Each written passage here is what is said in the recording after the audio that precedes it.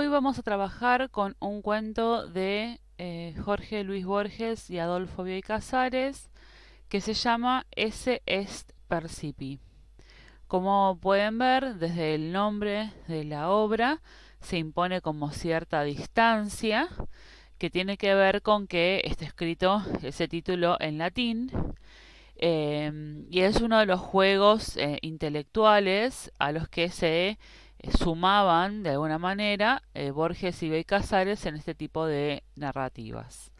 Ellos hicieron varias obras juntos bajo un seudónimo que es Bustos Domecq, como ven acá, y este cuento que vamos a leer nosotros forma parte de esta etapa que es como de las más antiguas, que es de las crónicas de Bustos Domecq.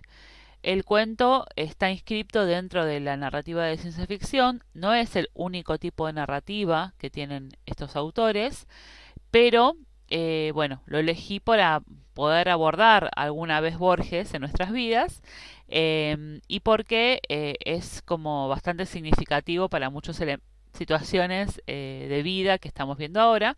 Y por otra parte, porque va a ser como un punto de partida para la obra que vamos a leer la semana que viene, que es Fahrenheit, que es en realidad una obra de Ray Bradbury. La original es una novela larga. Nosotros vamos a leer un cómic un poco más corto y yo les voy a hacer como una especie de panorama general para que podamos abordarlo en la clase. Vamos a hablar un poco de los autores, porque uno entiende que por ahí no son tan conocidos por ustedes, digamos, como uno creería. Sí, de nombre seguramente han escuchado nombrarlos, sobre todo a Borges, por ahí no tanto a Bioy Casares, aunque también es súper importante en nuestra narrativa nacional. Pero bueno, vamos a ver en detalle al autor Borges dentro de unas semanas cuando estudiemos la narrativa fantástica. En este caso lo vamos a mencionar como para que tengan una idea, pero después vamos a trabajar específicamente sobre su perfil de autor. Bueno, Jorge Luis Borges nació en Buenos Aires el 24 de agosto de 1899. Entre 1914 y 1918, su familia se radicó en Ginebra, donde Borges hizo su bachillerato. Esto quiere decir que trae a América o Argentina ideas europeas, ¿no? Entre 1912 y 1921 residió en España, donde publicó poemas y manifiestos en la prensa literaria. De vuelta en Buenos Aires, escribió cuentos y poemas sobre el suburbio porteño, el tango y las peleas de cuchillo. Luego de este estilo orillero que él fundó, se volcó a una literatura más especulativa de género fantástico o mágica. O sea, tiene como varias etapas en su narrativa. Nosotros estaríamos en esta última, ¿no? En el más fantástico o mágico. Entre 1930 y 1950 escribió algunas de las más extraordinarias ficciones del siglo XX y murió en Ginebra el 14 de junio de 1986. Adolfo B. Casares es un poco más joven, nació el 15 de septiembre de 1914 en Buenos Aires. En 1932, cuando tenía 18 años, conoció a Borges. La invención de Morel es la obra más famosa, que hoy está convertida se ha convertido en un clásico y es una obra que, por ejemplo, promueve la tercera dimensión, mientras que en la ciencia o en la, digamos, vida cotidiana todavía ni siquiera había tenido una posibilidad de desarrollo efectivo. Murió en la ciudad de Buenos Aires el 8 de marzo de 1999. Bioy y Borges formaron por años un dúo creativo, que es lo que yo les comentaba recién, y en conjunto, bajo el seudónimo común de Honorio Bustos Domecq, publicaron obras como Seis problemas para Isidro Parodi, Dos fantasías memorables, Los orilleros, El paraíso de los creyentes, y en 1967 Las crónicas de Bustos Domecq, que es lo que vamos a leer, uno de los cuentos que nosotros vamos a leer ahora. Fue un espacio que ellos compartieron en donde experimentaron con la literatura policial, con la sátira y con el juego de palabras. Algunos de los recursos para lograr el humor con su discurso pseudocientífico, el lenguaje rebuscado y pretencioso, el absurdo y la parodia del personaje del detective literario. Van a ver que el texto está plagado de palabras recontra complejas y que algunas son producto de su tiempo, ¿no? Es decir, de intelectuales que hablan con otro vocabulario, pero hay otras que son búsquedas más específicas a propósito, para que el lector tenga que detenerse, pensar y ver cómo construye esa idea que el autor transmite. El título del cuento es Esse est percipi. Esto es una expresión latina que significa ser es ser percibido. Es decir, que alguien o algo existe en la medida en que alguien pueda observarlo de algún modo. A ver, piensen en esto. Si algo existe porque lo puedo percibir, entonces lo que no puedo percibir no existe.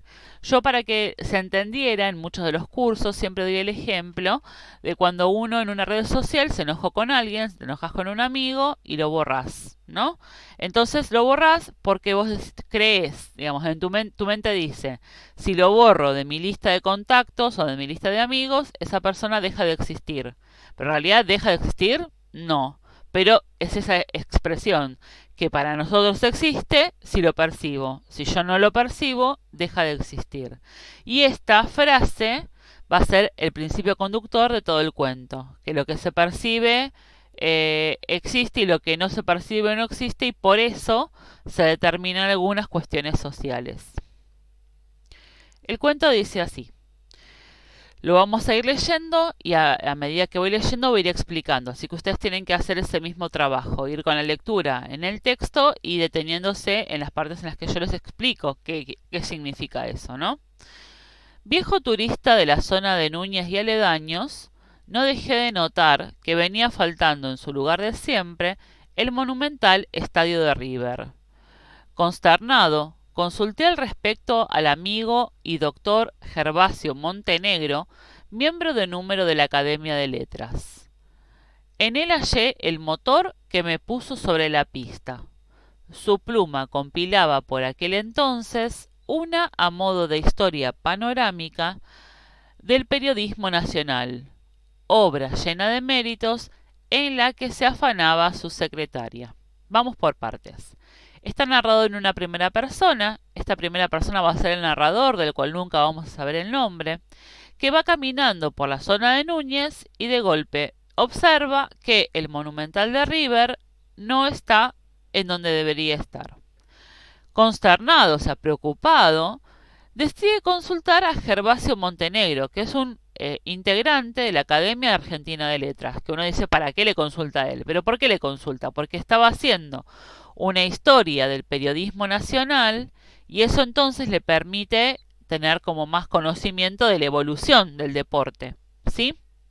Y dice que, bueno, la obra dice en la que se afanaba su secretaria, quiere decir que la secretaria estaba narrándole, o sea, escribiéndole, supuestamente en máquina de escribir en ese momento, no en una computadora, esta historia, ¿sí?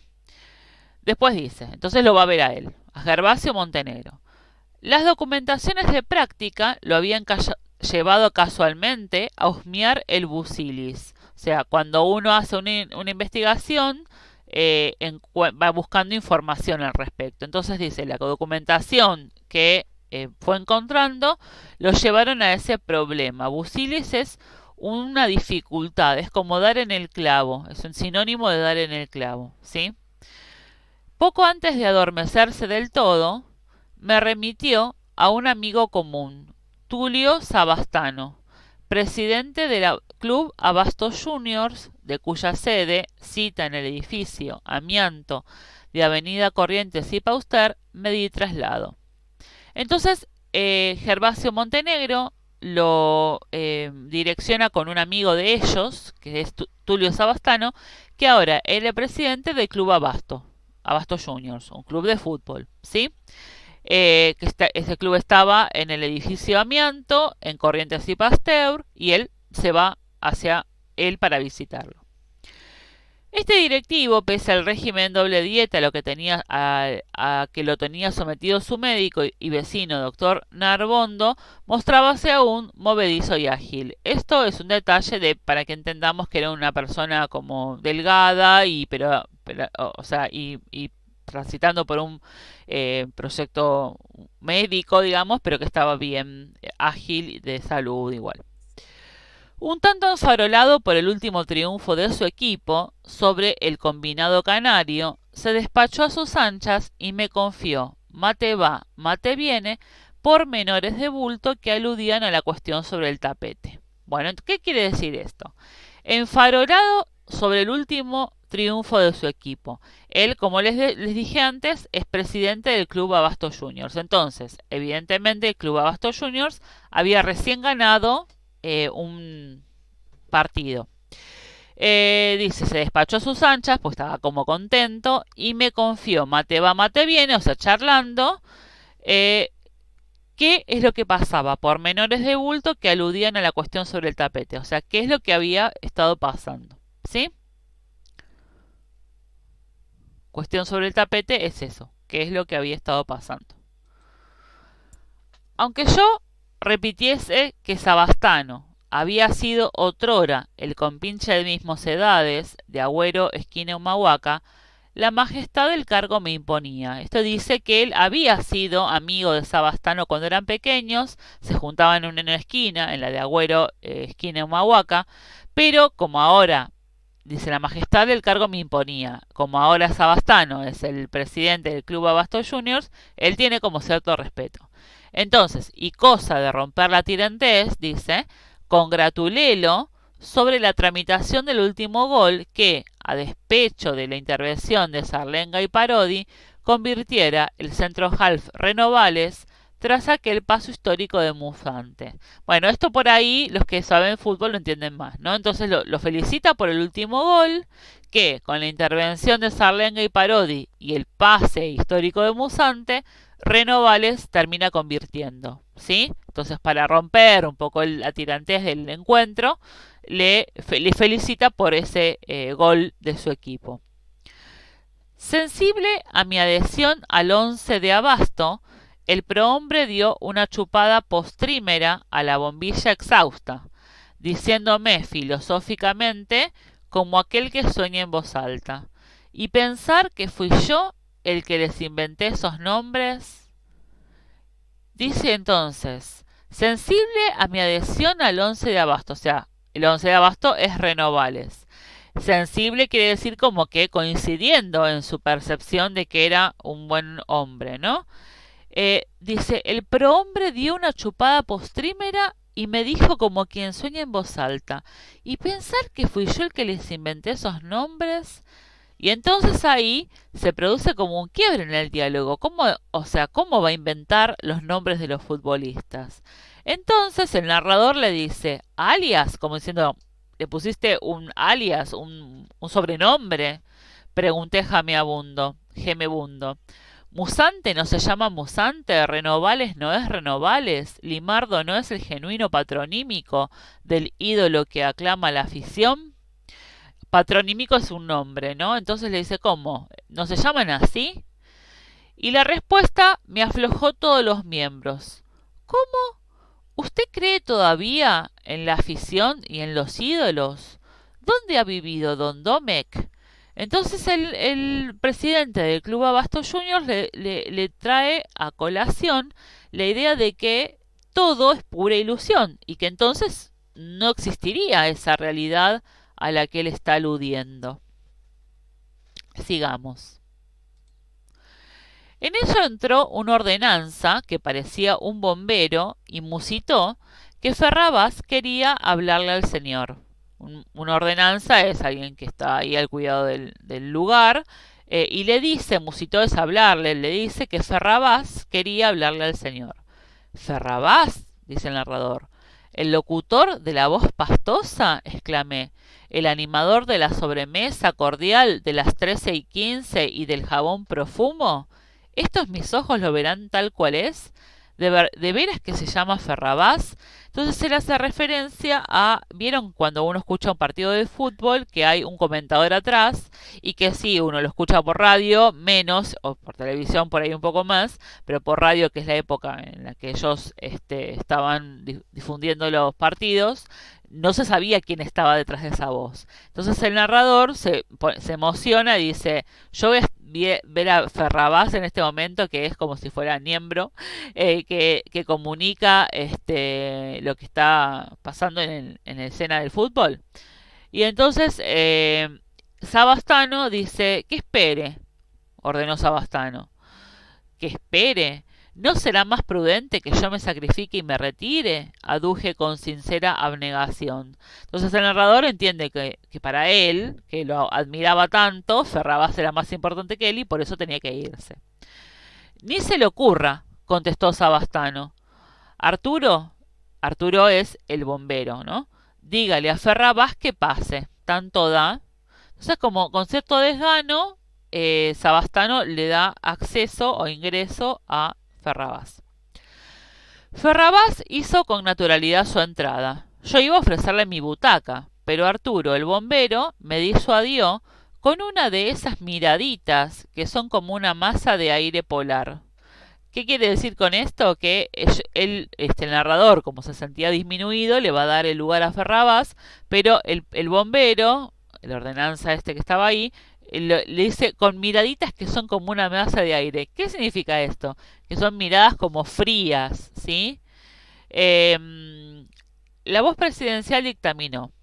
Ferrabás, ya hablé con De Filippo y con Camargo. En la próxima fecha pierde Abasto por 2-1. Hay juego recio, pero no vaya a recaer. Acuérdese bien, en el pase de Musante a Renovales, que la gente sabe de memoria. Yo quiero imaginación, imaginación. ¿Comprendido? Ya puede retirarse. ¿Y qué pasó acá entonces? Cuando Sabastano le habla a Ferrabás, le digita, o sea, le explica cómo tiene que ser la próxima jugada y cómo va a ser entonces, como consecuencia, el próximo partido de fútbol, ¿no? Cómo tiene que ser el pase, que ya la gente sabe de memoria, o sea que hay como algunos pases futbolísticos que ya están como marcados, y que le promueve, le propone que salga de esa rutina porque él quiere imaginación, ¿no? ¿Comprendido? Ya puede retirarse. Bien, y entonces ahí pasa lo siguiente. Junté fuerzas, dice el narrador, para aventurar la pregunta. ¿Debo decir que el score se digita? ¿Qué quiere decir esto? Que el narrador empieza a entender un poco más lo que está pasando y dice, yo tengo que entender que los resultados de los partidos son digitados, como que no hay un partido. Sabastano, literalmente, me revolcó en el polvo. Bueno, acuérdense que veníamos empezando la narración con que de golpe el Monumental había desaparecido. Entonces ahora empieza, tanto el narrador como nosotros, empezamos a hacer un poco de relación con eso. O sea, si el Monumental ya no existía y el score se digita, ¿qué es lo que está pasando? Y Sabastano le dice, no hay score, ni cuadros, ni partidos. Los estadios ya son demoliciones que se caen a pedazos. Hoy todo pasa en la televisión y en la radio. La falsa excitación de los locutores. ¿Nunca los llevó a maliciar que todo es patraña? El último partido de fútbol se jugó en esta capital el día 24 de junio del 37. Desde aquel preciso momento, el fútbol, al igual que la vasta gama de los deportes, es un género dramático. Dramático es como teatral, chicos. A cargo de un solo hombre en una cabina o de actores con camiseta ante el cameraman. Entonces, ¿qué le revela acá? Que los partidos ya no se juegan y que todo lo que uno escucharía en la radio, como dice ahí, es parte de un género dramático, como si fuera una obra teatral. Y que esa obra teatral se lleva a cabo con el hombre en la cabina, que en este caso, recuerdan, era Ferrabás, que es el que está narrando la historia de lo que supuestamente se está jugando, pero que también hay actores con camiseta ante un cameraman, o sea, estos supuestos futbolistas que se van a poner ante los cameraman para entrevistas o esas cuestiones que se hacen post partido. ¿Sí? Entonces, esto es justamente el quiebre. Esta es la realidad a la que lleva a que los estadios ya son demoliciones, o sea, ya no existen más. Perdón, se me fue la presentación. Espérame un segundito.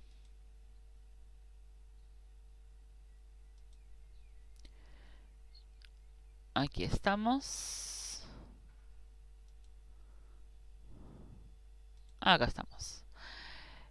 Entonces le dicen, señor, ¿y quién inventó las cosas? Tenía a preguntar. O sea, como diciendo, ¿qué? ¿Hay algo que...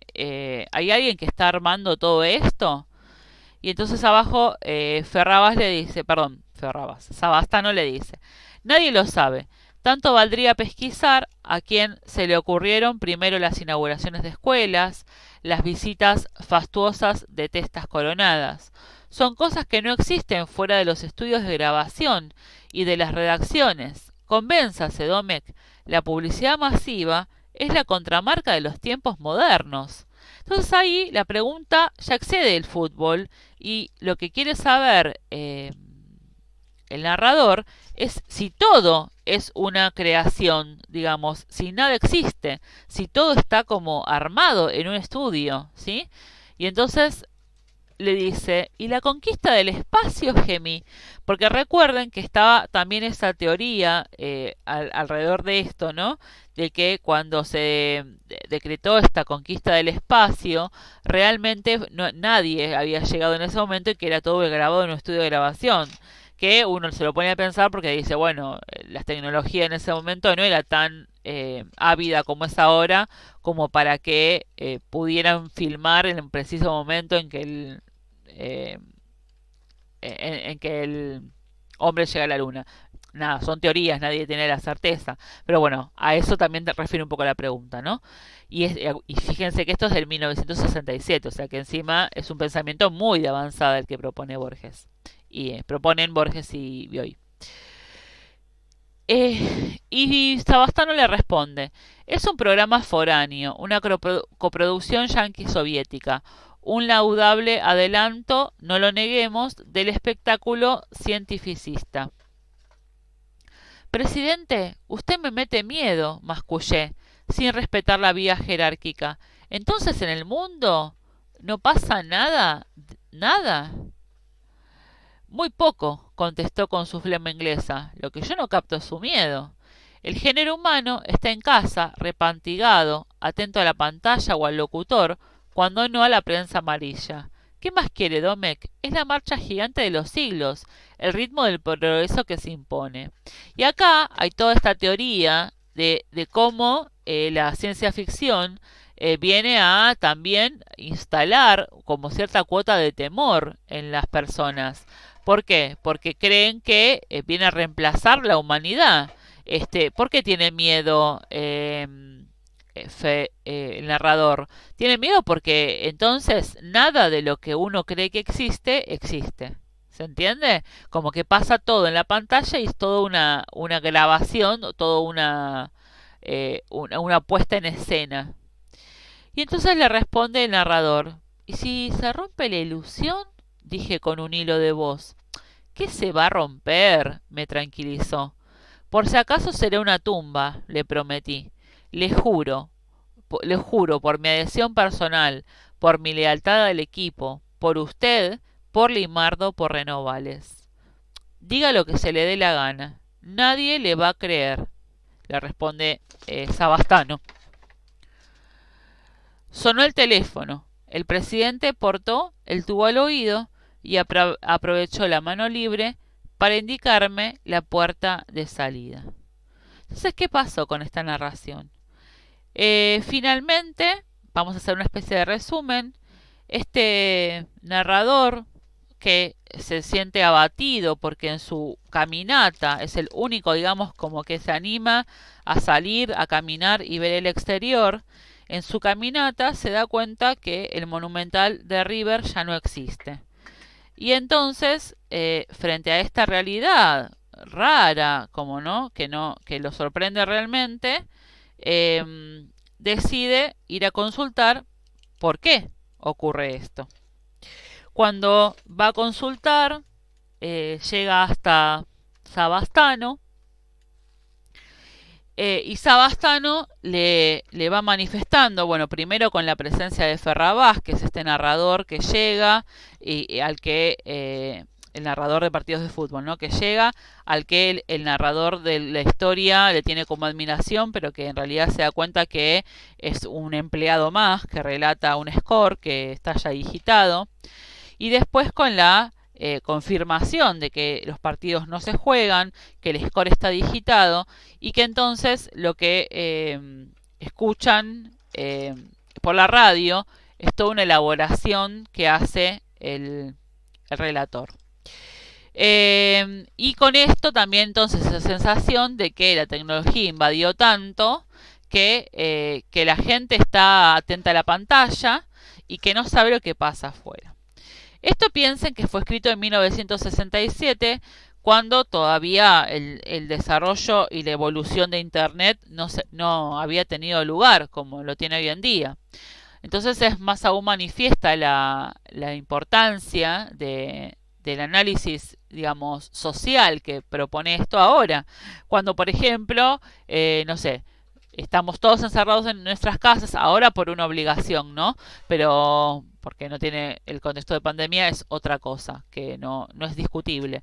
Pero cuando uno podía salir o cuando vayamos a poder salir, que empezamos a optar por quedarnos más encerrados en casa, porque tenemos cine en casa, porque tenemos un delivery en casa, porque podemos ver, no sé, por televisión un recital o un partido y decidimos no verlo presencial, o todas esas cuestiones que hacen que la realidad se transforme por una pantalla. Que obviamente, sin dudarlo, que es el ejemplo más claro de lo que está pasando ahora, ¿no? Donde todo lo trasladamos a la pantalla porque no nos queda otra. Pero cuando era opción, digamos, también lo elegíamos y entonces es como una especie de análisis, ¿no? Es un juicio, pero también es una especie de búsqueda de análisis de la realidad. Bueno, espero que lo hayan más o menos entendido el cuento. Les voy a dejar unas actividades en relación con ello y cualquier cosa me escriben.